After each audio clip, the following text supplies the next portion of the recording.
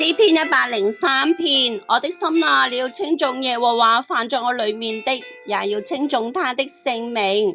我的心啊，你要稱頌耶和華，不可忘記他的一切恩惠。他赦免你的一切罪孽，醫治你的一切疾病。他救贖你的命，脫離死亡，以仁愛和慈悲為你的冠冕。他用美物使你所願的得以知足，以致你如鷹返老還童。耶和華施行公義，為一切受屈的人伸冤。他使摩西知道他的法則，叫以色列人曉得他的作為。耶和華有憐憫，有恩典，不輕易發怒，且有豐盛的慈愛。他不長久責備，也不永遠懷怒。他沒有按我們的罪過待我們，也沒有照我們的罪孽報應我們。天離地何等的高，他的慈愛向敬畏他的人也是何等的大。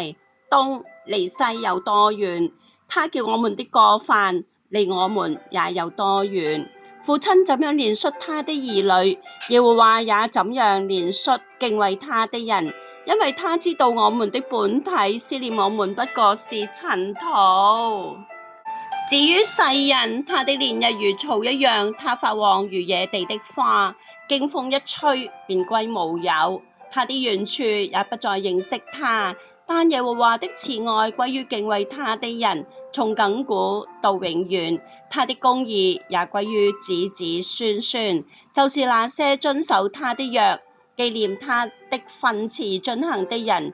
耶和華在天上立定寶座，他的權柄統管萬有。聽從他命令，成全他旨意，有大能的天使都要稱頌耶和華。你們作他的諸軍，作他的僕役，行他所喜悅的，都要稱頌耶和華。